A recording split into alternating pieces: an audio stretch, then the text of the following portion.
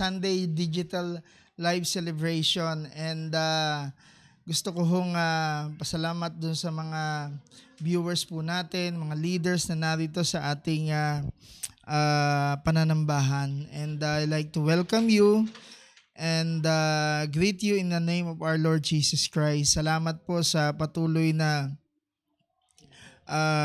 pakikinig ng salita ng Diyos as we read and worship the Lord. Itong araw na to, itong oras na to, patuloy ho tayong samahan ng Panginoon sa ating pananambahan. Gusto kong simulan yung ating linggo na ito ng bagong series na may pamagatang Love Applied Working of Faith. Maganda ho yung serye na sisimulan ho natin. And this is about sustaining love for one another. And part ng pag-uusapan ho natin, this full series ay makikita ho natin dito sa Hebrews chapter 13 verse 1 to 7. And gusto ko lang bigyan ng konting foundation itong ating serye na pag-uusapan. And gusto kong basahin itong bagamat ito dito ko kunin sa Hebrews 13 verse 1 to 7 yung ating topic. Hihimayin ho natin, magsisimula tayo sa verse 1 ngayong araw na ito. But I like just to read Hebrews 13 1 to 7 because I want to lay some foundation sa araw na ito sa serye ho natin. Okay? If you have your Bible, join with me in reading Hebrews chapter 13 verse 1 to 7 in New Living Translation. Sabi po rito, keep on loving each other as brothers and sisters. Don't forget to show hospitality to strangers. Some who have done this have entertained angels without realizing it. Remember those in prison as if you were there yourself. Remember also being mistreated as if you felt their pain in your own bodies. Verse 4, give honor to marriage and remain faithful to one another in marriage. God will surely judge people who are immoral and those who commit adultery. Verse 5, don't love money. Be satisfied with what you have, for God had said, I will never fail you. I will never abandon you.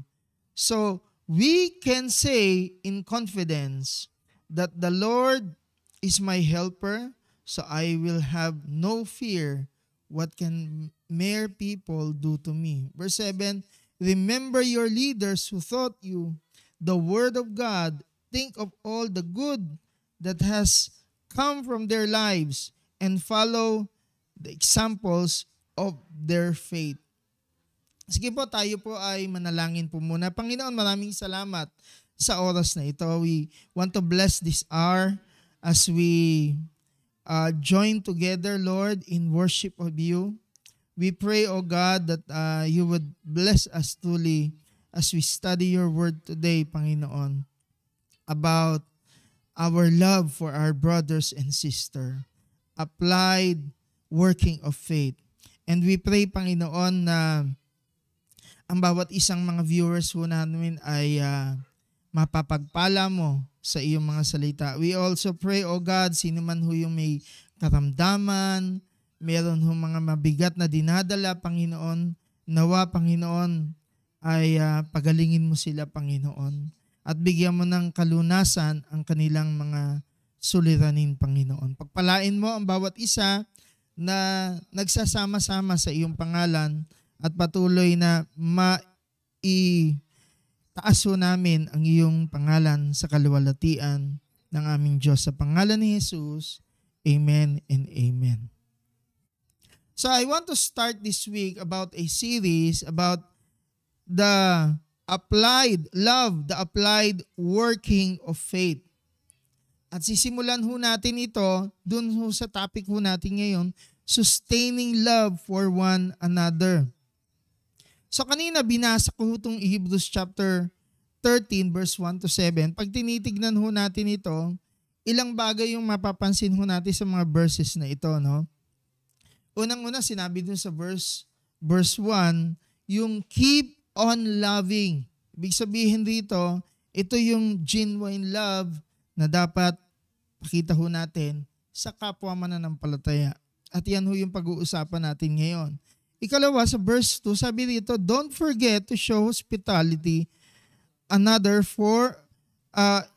and this hospitality is another form of genuine love. Ito naman ho yung pag-abot ho natin sa kapwa ho natin.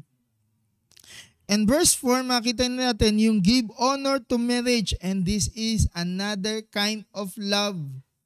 Amen? Ng isang mga mag-asawa nagsasama. Ano po? And verse 5, sabi, don't love money. So this is the negative kind of love. Ayan, maganda ho yan. Titignan rin ho natin. And verse 7, makikita natin, remember your leaders, another kind of genuine love for those who serve the Lord. And they are worthy of love. No? And pag tinignan ho natin ang buong Hebrews, mula chapter 1 hanggang 12, makikita ho natin ang tema ho kasi ng Hebrews is about the supremacy of Christ. Christ is supreme to all angels. Christ is supreme to all prophets. Christ is supreme to all things. And makikita ho natin, yan yung tema. And if we look in those chapters, pag tinignan natin from chapter 1 to 12, makikita ho natin theologic ang tema ho niyan. Theologic. So, ibig sabihin, puro doctrine ho yan na dapat ho nating unawain. No ho. And in chapter 13, dito naman makikita natin yung applied working of faith. Pag sinabi ho nating applied, ibig sabihin, it is practical. Pwede ho nating isagawa. Ano po? So, yun yung ating tinitignan this whole series na in Hebrews chapter 13, ito yung makikita ho natin. Ano ba makikita ho natin dito? Makikita ho natin yung love. No? But the theme of Hebrews chapter 13 is about applied working of faith. It's about faith. Now, dito natin makikita yung pagmamahal natin. At pag nabasa ho natin yan, makikita ho natin, in verse 1 pa lang ho rito, sabi po rito, Hebrews chapter 13 verse 1, sabi, if you are a follower of Christ,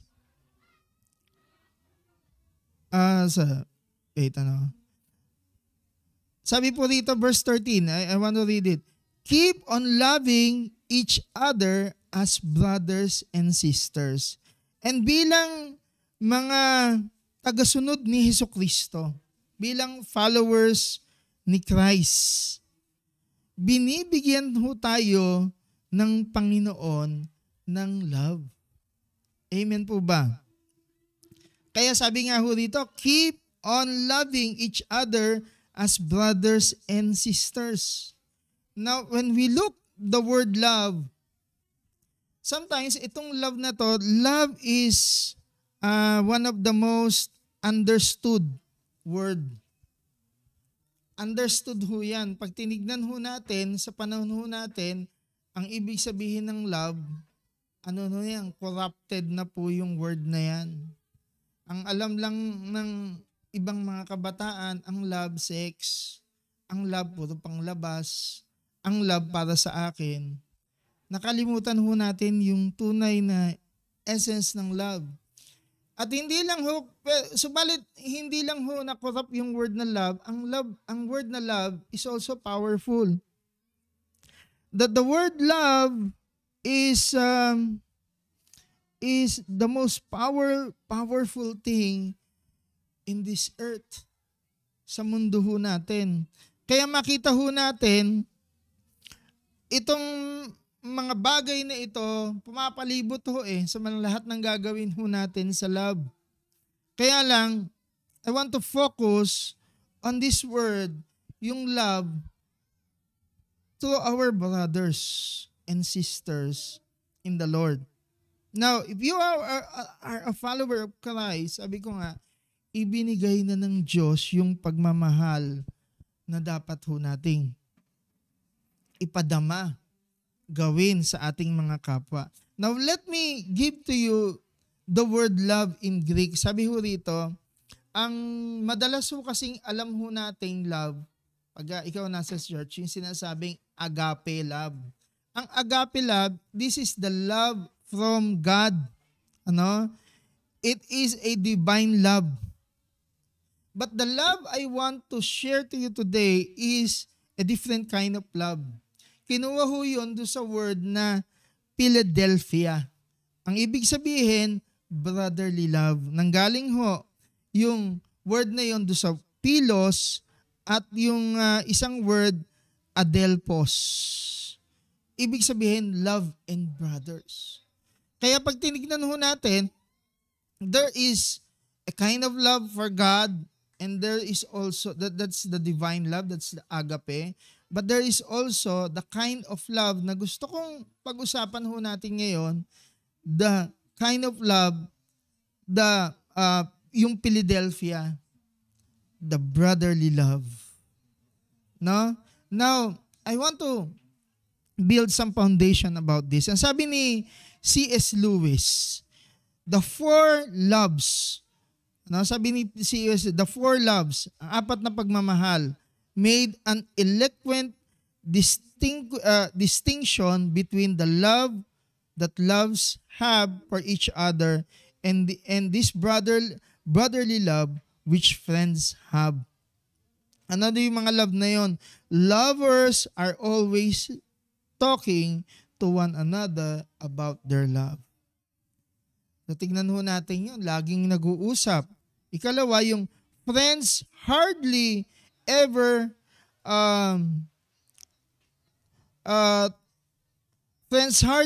about their friendship. So, hindi natin makikita yun sa mga magkakaibigan. Love are normally face-to-face, absorbed in each other. And friends are side-by-side, absorbed in some common interest. So, ito yung klase ng love na madalas na nakikita natin.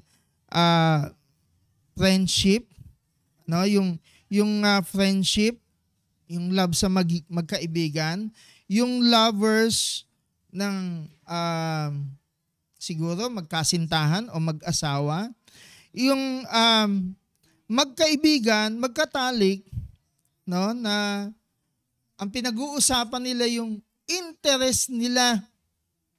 Okay? But the love that the Bible said in Hebrews chapter 13 verse 1 is a different kind of love. This is a love that is deeper than those four kinds of love na pinakita ko, yung friendship, yung friends to friends, yung lovers to lovers, yung face to face, Iba ho ito. Ang tawag ko rito, sustainable love for believers and sisters is the outworking of the Holy Spirit in our lives. Now, sabi ko nga kanina, itong love na ito, kung ikaw nakakilala sa Panginoon, meron ka nitong pagmamahal na ito. Because the love that you would give to your brothers and sisters in Christ are sustained. Ibig sabihin, ito ay hawak ng isang relationship na galing sa Diyos. Okay? So makita ho natin, it is a work of God, of the Holy Spirit in our life, so that we will hold that love, that kind of love to our brothers and sisters. Hindi siya mababaw, hindi siya shallow, malalim siya at malawak. Dahil ito, ang pinanggagalingan nito ay ang pagmamahal ho natin sa Panginoon. Amen po ba? Christ is our common ground in this kind of love. Now, don't make a mistake, no? Hindi ibig sabihin, hindi mo kilala si Kristo. Kung hindi mo pa kilala si Hesus Kristo, wala ka ng ganitong klaseng love. Amen po ba? Wala ka ng klaseng sustainable kind of love for your brothers and sisters.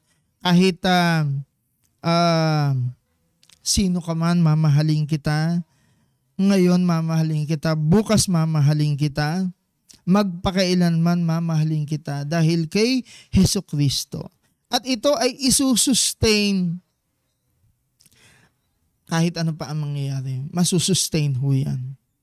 So, itong klaseng love na to ang sumasagot dun sa tanong, what sustains love? Ang nagsusustain ng pagmamahal ng mga Kristiyano or the brotherly love na binabanggit dito sa Hebrews chapter 13 verse 1 is the kind of love that comes from a divine being. Kaya makita mo, dahil sa relasyon mo kay Hesus Kristo, mamahalin ko kahit makulit yan. Kahit matigas ang ulo niyan, mamahalin ko yan. Kahit pasaway yan, minamahal ko yan. Because we know that our imperfection are also can be progressive. Ibig sabihin nun, may imperfection ka ngayon. Ang pananampalataya mo, pwede ka magbago at babaguhin tayo ng Panginoon. Amen po ba? So, yung sustaining love can be seen in Romans chapter 5 verse 5. Tignan niyo po itong verse na ito. Okay? Yung sustained love na ito, makikita natin sa Romans chapter 5 verse 5. Now hope does not disappoint because the love of God has been poured out in our hearts by the Holy Spirit who was given to us. So makita ho natin,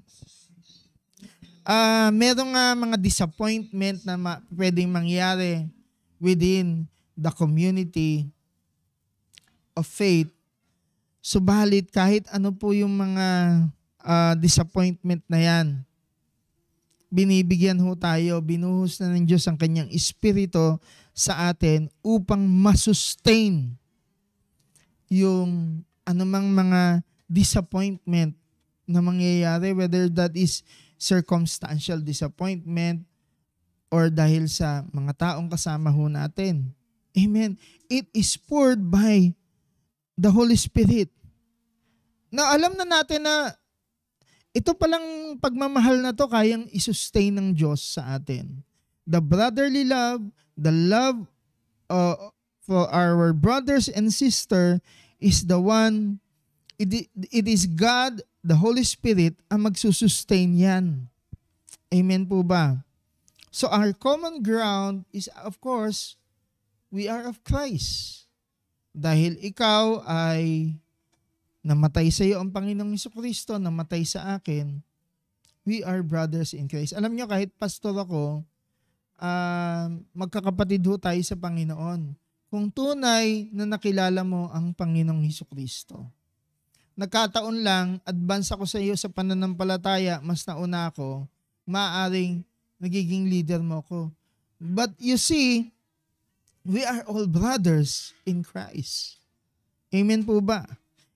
Kaya nga common ground ho natin yan, para yan, mamahalin ho natin, even yung mga taong hindi ka ibig-ibig na nakakilala sa Panginoon. Amen po ba? Hindi sila kaibig-ibig kasi maano sila, may mga nung nakakilala sila sa Panginoon, may mga problema po ho yan, inaayos pa ho yan. So, hindi naman ibig sabihin nakakilala ka sa Panginoon, binago ka na kaagad. Ang changes na dumarating sa buhay ng isang tao ay progressive. Now, I want you to go to the Yun, another question, kanina sinagot natin, what sustain love? Gusto ko naman masagot yung, why is love for brothers and sisters important? No, bakit yung pagmamahal natin sa kapwa natin mananampalataya ay importante? Number one, ito ay nagpapakita ng identity natin sa mundo. It reveals our identity to the world. Pinapakita nito kung sino ka sa harap ng mga tao, sa mundong ibabaw. Let me read to you verse 34-35 ng John chapter 13. Sabi rito, now I am giving you a command. Love each other just as I have loved you. For you should love each other. Your love for one another will prove to the world that you are my disciples. Exactly, yun po yung sinasabi rito. Ipinapakita. Papakita ho natin sa mundo. Makikita nila that tayo ay mga tagasunod ni Jesucristo. Dahil saan? Dahil sa pagmamahal natin sa kapwa natin mananampalataya. Amen po ba? So, yun yung una, no? Why? Una kasi, tinanong ko, what sustain love? Ang nagsusustain ng love ay ang common ground natin kay Jesucristo. At ang isa pa nagsusustain ng love ay yung banal na spirito that poured out the love of God in our life. Sabi niya, you cannot give what you don't have. You cannot give love for something that you do not possess. It must have a source. And that source of love, magsusustain yan, is of course the love of God in our life so that we will love our brothers. Ang banal na spirito ay nagbibigay niyan. Kaya kahit sabi mo, kahit pastor, ang tigas ng ulo kahit matigas ang ulo niyan, you will be compelled by the Spirit of God to love those people. Amen? Kahit nga hindi mananampalataya, binibigyan ho tayo ng compel ng Diyos na mahalin sila Bakit? Kasi namatay si Jesucristo para sa kanila.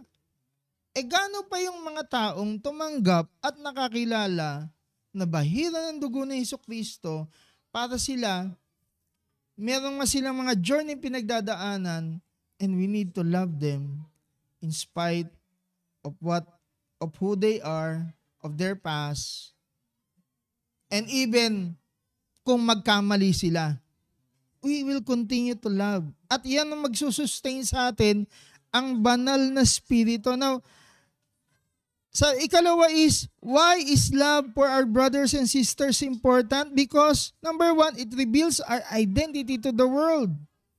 So, importante ho yan. Kaya ho natin minamahal yung mga tao because it will prove to the world that we are God's disciple. We are a follower of Christ. So, it identifies you. Pinapakita ka kung sino ka. Ang tawag ko dyan, nagpapakita ho tayo ng impluensya sa mundo. Sa paggawa ho natin ng pagmamahal sa kapwa ho natin. Amen. Kung hindi ho natin mamahalin ang kapwa Kristiyano ho natin, sino magmamahal sa kanila? Paano ho natin makihikayat ang mundo na manampalataya sila sa Diyos? So actually, it's also a influence to really reach out those people by being an example and a model to love one another. Ito rin ay nagpapakita, it also reveals our identity to us. Kanina, our identity to the world. Ngayon naman, it reveals our identity to us. Sabi doon sa verse 14, First John chapter 3 verse 14.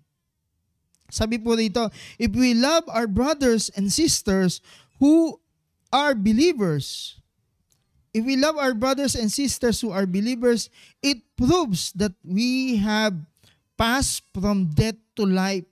But a person who has no love is still dead. Mabigat yun Pastor. Ano ibig sabihin? Ang hindi marunong magmahal sa kapwa mo Kristiyano o kapatid mo sa Panginoon, patay. Ano ibig sabihin yan? Kaya ito pinapakita yung pagmamahal mo sa kapwa mo Kristiyano, hindi mo mahal. Gusto mo magkabahabahagi kayo, gusto mo magkasira-sira, ipinapakita mo na wala pa ang liwanag sa iyo. Ikaw ay nasa kadiliman pa. At ang Espiritu, sabi ko kanina, di ba, ang nagsusustain ang Diyos upang mahalin ho natin yung kapwa natin. Maaaring yung kapwa Kristiyano natin, hindi tayo nauunawaan. Subalit, mahal ka niyan. Amen. Maaaring hindi kita naiintindihan. Subalit, mahal kita. Amen. So, dito pinapakita na it means you are alive and the Holy Spirit is in you. So, tignan nyo yung verse niya, 1 John chapter 3, verse 14. Siya sa atin yung puso nyo ngayon. Kung ikaw nasa loob ng church, pagkatapos gusto mo pagkabahabahagi, ibig sabihin, God's Spirit is not in you. And you do not have life, and you are living in death. Ang pinakamaganda, mag-repent ka at manumbalik ka sa Diyos. Kasi kung wala ka talagang pahalaga sa kapwa mo, Kristiyano, you are still dead. And God's Spirit is not in you. So ito pinapakita yung identity natin. Ikatlo, it delights God. No? Yung tanong ko ngayon, why is love for our brothers and sister important? Unang-una, it reveals our identity to God. It reveals our identity. Ikatlo, it delights God. Alam nyo, sabi ng Bible sa Psalms 133, verse 1, New Living Translation, Salmo, mga awit, 133 verse 1, how wonderful and pleasant it is when brothers live together in harmony. So, ang ganda o tignan, ano? Pupunta ka sa church, pagkatapos, ang source ng strength, yung kapatid mo sa Panginoon. Hindi yung pupunta ka sa church, pagkatapos, pag-uusapan mo, yung kapatid mo rin sa Panginoon. Hello. Kasi hindi natutuwa ang Diyos pag ganun yung mga attitude ho natin. Ang Diyos, natutuwa ho kapag tayo po nagkakaisa, hindi ho tayo watak-watak, sama-sama ho tayo. We live together in harmony. God is delighted. Ay, baligtarin mo yan. Kung pagkabahabahagi ho tayo, ano nangyayari? Eh di syempre, ang Diyos ayaw ho sa atin. So makita ho natin, it is very important to answer this question. Unang tinanong ko, what sustains love? Ikalawa is, why is love for brothers and sisters important? Ikatlong gusto ko itanong, okay?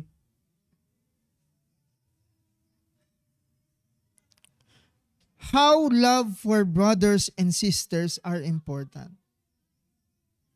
Okay? Dito sa John chapter 13 verse 35 na binigay ho natin, ang context ho nito nung nagsasalita si Jesucristo sa John chapter 13 verse 35, they were in the upper room and he was talking to his disciple. Sa ano yan? Sa accountable group niya.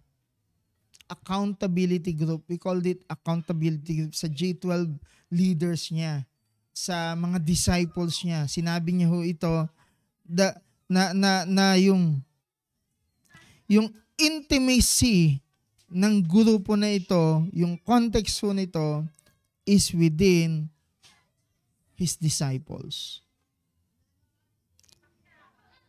So, yung sustaining love for one another happens best in a small group. Opo, tama ho. Ibig sabihin, nangyayari yung pagmamahalan sa maliit na grupo. I'm accountable to my leaders. Nandiyan si Brian, nandiyan si Marvin, si Pio Carpina, nandiyan din ho yung aming mga primary 12 na babae, si Sister Grace, si Cindy Magayo, si Jenny, si Claire, si Beng Valera. Those are people that we are accountable and they are accountable to me also. So itong context na to na sinasabi sa John 13:35, ang intimate ng group na ito is the small group. So magandang nangyayari yung mga bagay na ito sa context ng small group. So sustaining love for one another happen best in a small group. Christianity is a community bond. Ulitin ko, Christianity is a community bond. Kaya nga ho tayo community of praise kasi sa loob ng community, maraming mga community. May community si Grace, may community si Marvin, may community si Brian, si Beng, si Pio, may community. And those are people who are accountable to us and we are accountable to them. Kaya importanteng yung tanong na how love for brothers and sisters are important. Paano? For accountability. So, it's important for me as a pastor to be accountable to you. So that pag may mga taong nagsabi, ito ganito yan eh. I can go to my leaders. Hindi ganyan yan. Pag may nagsabi sa mga leaders ko, ganito yan, ganito, ganyan. No, kilala ko yan. Maring hindi mo lang naintindihan yan. Pero kilala ko yan. I will vulture with that person because I know that person. Amen po ba? Mahalaga ho kasi yung accountability that we share our secrets and we also have our flaws. We are not perfect person. Yung isa merong konting tantrums, pero hindi ibig sabihin hindi siya pinatawad ng Panginoon, hindi siya binanal ng Panginoon. Ang pagbabago po ng Diyos sa buhay ng mga tao, hindi ho bigla ho yan. Kaya nga, importante na we bring them to the atmosphere of order, discipleship, para nababago ang buhay ng mga tao. And that is when accountability is so important. Amen po ba? Because we live in the fallen world, we live in a fallen system, we live with the fallen people. Kaya nga sabi ni Isaiah Panginoon, napakarami ko. Si Prophet Isaiah yun sa sa book of Isaiah. When he come to the glory of God and he see God, sabi niya, I live in a man with unclean lips. So si Isaiah ho yung propeta ho ng Diyos yun. Sinabi niya. Tayo pa ho kaya. Subalit, ang kabanalan ho natin ay galing sa Panginoong Hesus. Kaya, ibig sabihin ho nun, progressively ang pagbabago ho natin. Not perfection, but progressive. So we need to live in accountability. Amen. Amen. Halimbawa, nagdodroga yung isang tao, pagkatapos nakakilala sa Panginoon, gustong magbago. Syempre, ang tingin na ng society sa nagdodroga niyan, ganyan na yan. Huh? So he needs an accountable person to vulture him in the faith. No? May isang magandang example niyan sa Bible, si Apostol Pablo. Isang mamamatay na tao na born again. Buti na lang may Barnabas, nagsabi sa kanya, sagot ko to, si Apostol Pablo. Si Pablo. Hindi pa siya apostol noon. Pero nakita ho natin pagbabago sa buhay ni Apostol Pablo. Now, accountability is so important, mga kapatid. Because this answered the question how love for brothers and sisters are important for accountability. Let me read to you a statement from Dr. Richard J. Dr. Richard, sabi niya po rito, accountability helps one stay stable and holds back apostasy as well as apathy, which would break those bonds from affecting the rest of the church. We are not alone in the life of faith, so hang on to Christ and to one another. Do not venture your life's journey alone. We are meant to be together. When we covet or have jealousy or pride, we do the opposite of this community bonding and just serve as termites to the church. Ang bigat po niyan. Ulitin ko Tagalogin, sabi rito, ang accountability daw ay nagpapakita, ay humahawak sa atin upang hindi ho tayo tumalikod sa Diyos. Ito rin ay humahawak para tayo ay hindi bumagsak. No. At yung mga bagay na umaapekto sa church, sa ating pamananampalataya sa kay Hesukristo, nag-hold daw itong accountability. Subalit, kung tayo ay magkakanya-kanya, gagawin ho natin yung sarili nating kagustuhan. Ano pa nagsabi? Tayo ay magmamataas, pride no? At magmamataas at magkakanya-kanya at magseselos. Ano mangyayari? Ginagawa natin ang opposite. Anong ginagawa ho natin? Nagiging anay ho tayo ng church. Yun ho yung sabi niya, for accountability. Now, this is so important. If you are not accountable, you are disposable. Kaya, listen, there are people inside the church who don't want discipleship and accountability. Alam niyo nangyayari sa kanila? Ang dali nilang pakawalan ng relationship. Ito yung sinasabi ko puro pengi noon. Wala yung, what must I do, Lord? Lord, ano yung dapat kong gawin? Gusto lang yung nararamdaman, dahil nag-church na ako, nagbigay na ako, at pagkatapos, nagmano na ako kay pastor, okay na. Pero wala talagang accountability. Pagka ganun yung klase ng pananampalataya ho natin, we usually harbor pride in our heart and jealousy. At pagkatapos, ang nangyayari sa loob ng church, nagiging anay ho tayo.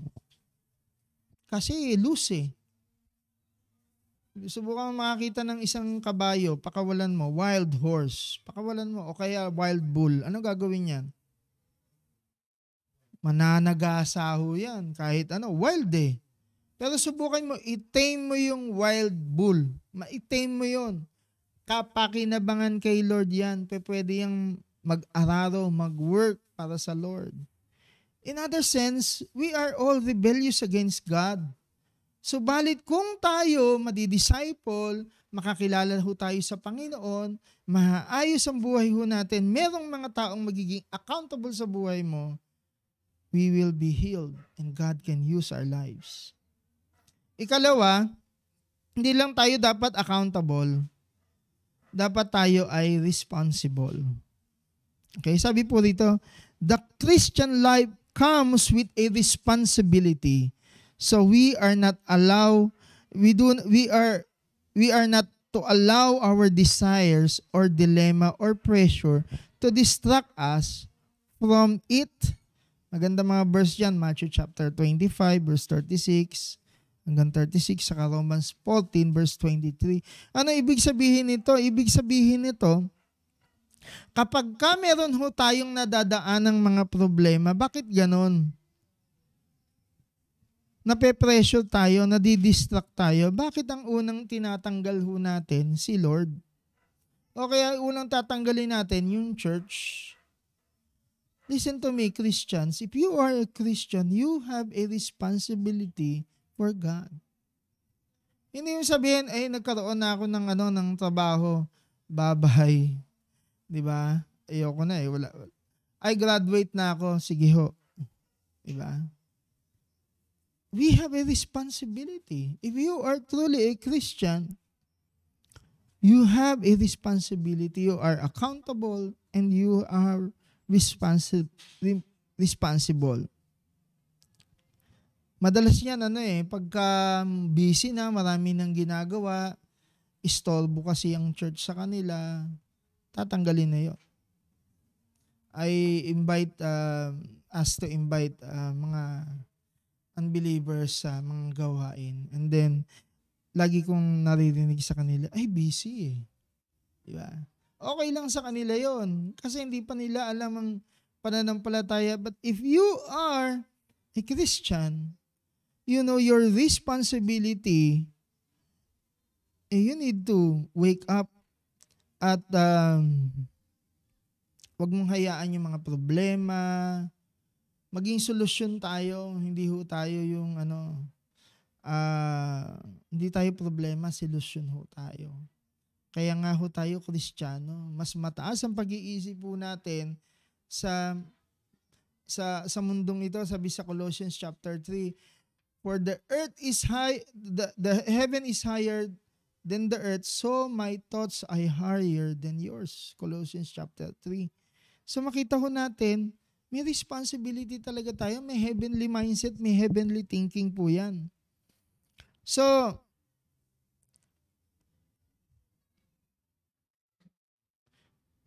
mas mahirap yung dinadaanan at mas maganda makatanggap ho tayo ng sustainable love. Andiyan na naman ho yan, yung sustainable love. I like to conclude this with 3 purposes. This is my 4th question. 3 purposes of sustained love for brothers and sisters. Ano yung layunin? Bakit kailangan akong magmahal sa araw na ito at bukas at masustain yung pagmamahal na to? Okay? 3 layunin ho. Unang-una, to silence our critics. To silence our critics. Sabi doon sa 1 Peter chapter 2 verse 15, it is God's will that your honorable life should silence those ignorant people who make foolish accusations against you.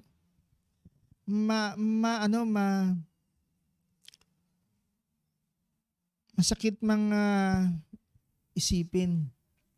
Meron ho talagang mga tao. Masakit mang isipin, meron talaga hong mga tao na kritiko sa pananampalataya. They are critics. And you cannot debate them with words. The only way you can silence them is through your life. So makikita natin, napaka-importante na yung pagmamahalan ho natin, makita ng mga taong ito, to silence them. At yan yung layunin natin sa sustained love.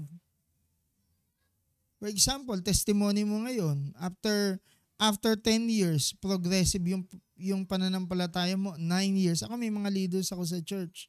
Magkakasama na kami ng 10 years, di ba? Iba 14 years. Ano ho yan? Accountable ho yan at responsible na pag-journey ho yan ng faith. And when we gather together, there are people who criticize. But you know, when we continue to be with each other, kahit anuman ho yung mga problema, dumaan ho kami sa problema ng pandemya, dumaan ho kami sa problema ng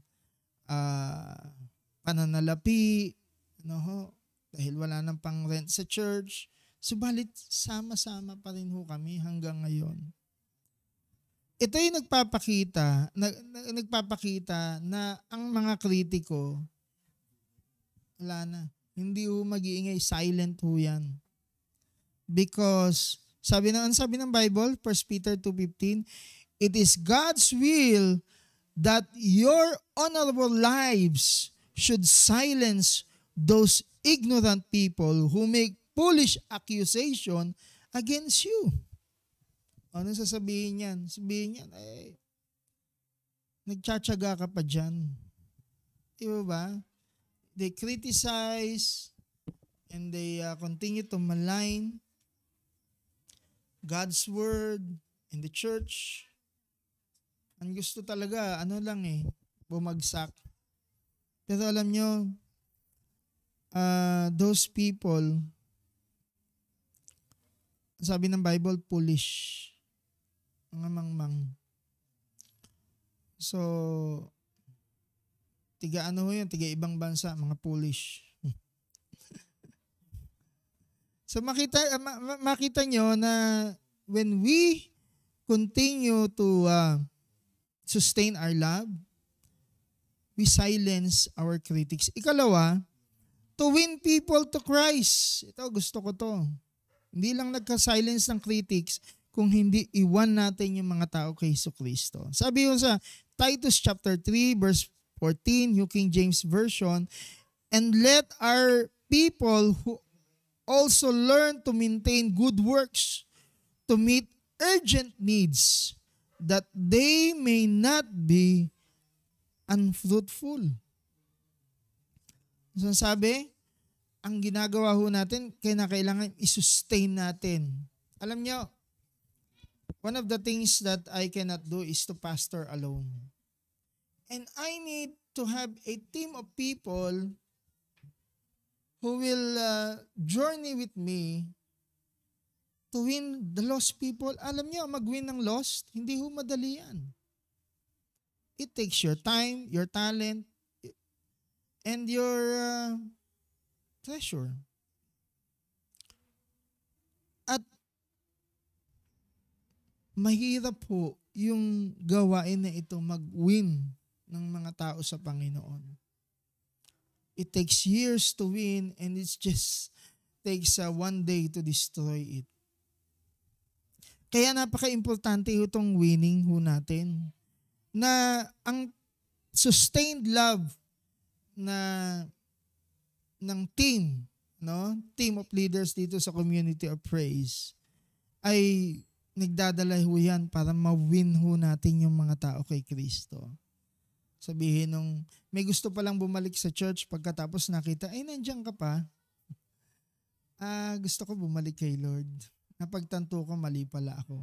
Alam, nawiwin ho natin yung tao pag ganun eh. Pero kung, ano nangyari sa'yo? Wala na ayoko na rin. Ano nangyayari? Hindi natin nawiwin yung mga tao sa Panginoon. You see, sustained love. Tunay talagang bunga ng banal na spirito ito ng pagmamahal sa ating mga kapatid sa Panginoon ay makakatulong para mag-win soul tayo and make it. Soul winning is another kind of fruit, sabi po rito So to meet urgent needs that they may not be unfruitful. So bakit ka nandito? Bakit tayo nagsasama-sama? Our common ground is not just Christ, but to win people to Christ. Because that's what God wants. For God so loved the world. Yan ang diwa ho ng krus na Hesukristo. Kaya ang kaligtasan hindi ho sinasarili, mga kapatid. Amen po ba? Hindi ba sabihin kanya-kanyang kaligtasan? Ano, ligtas ka? Paano pamilya mo? Paano yung kaibigan mo? Paano yung magiging anak mo? Naisip mo ba kung hindi ka magpapatuloy sa Panginoon, anong klaseng buhay niya? So we need to win people to Christ. We need to be sustaining in our love for our brothers and sisters. Kaya nga loving people, loving God tayo eh. Amen po ba? Kaya when people see how we care and look up to each other, we win them. Amen. Ako laging pag may winibin ako, ginagawa kong modelo, pamilya ko. Pagkasama ko si pastora, kasama ko yung aking anak. Kasi pinapakita ko sa mga tao that I'm winnable. Amen? Because I have my children and we are serving the Lord. So ganun rin sa loob ng church. Makapag-win ho tayo kapag kasama-sama ho tayo. No? Ang success ng isa, success ng iba. Amen. And we win people for the Lord.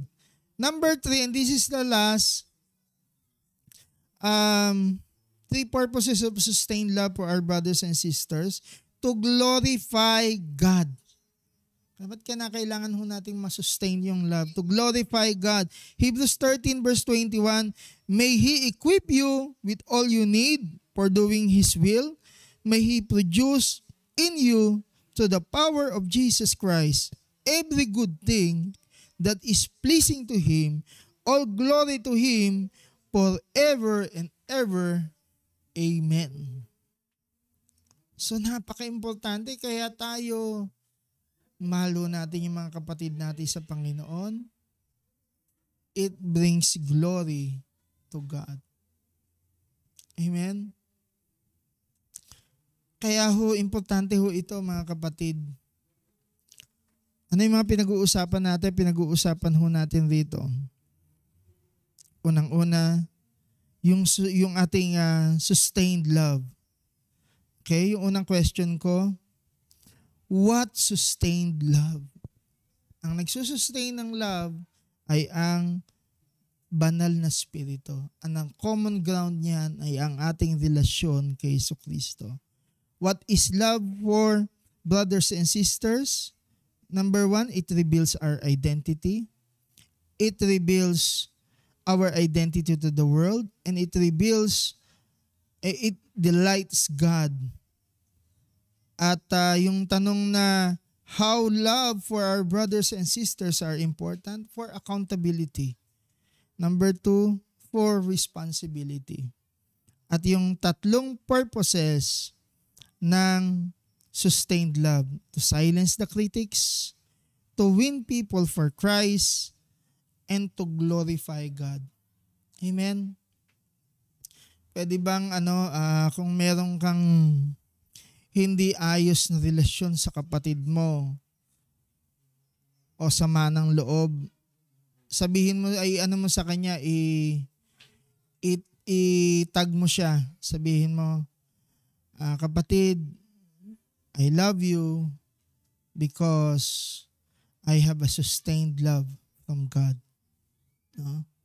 Mahal kita dahil mahal ako ng Panginoon, mahal ka ng Panginoon. Mahal kita dahil mahal ka ng Panginoon. That love compels us to sustain our love. Kung meron tayong mga hindi pagkakaunawaan doon sa ating kapatid sa Panginoon, maganda itong araw na ito. Itong topic ho natin, napakaganda ho kasi. Ito yung practical o yung applied working faith. Kung gusto mong makita yung application ng pananampalataya mo. Mahalin mo ang iyong kapatid sa Panginoon. Amen. Siguro, naiisip mo na, naku, sino ba yung ano? So, we may have misunderstanding, but again, hindi ibig sabihin, hindi kita mahal. Amen po ba? Maaaring hindi kita nauunawaan sa dinadaanan mo, maaaring hindi mo ako nauunawaan as someone, as your leader. But, it doesn't mean I do not love you. I want to extend God's love for you that flows within me to you. Amen. I want to pray for you, Father God. We continue to apply, Panginoon, our faith to love for our brothers and sisters, oh God, especially those who are in Christ. And dalangin ho namin, Panginoon, ano man ho yung nagiging hadlang sa mga relationship. And relationship always have this kind of sharpening, Panginoon. And I pray, Panginoon, na panghawakan ho namin ang aming pananampalataya sa iyo so that we will not fall into jealousy or pride, Panginoon.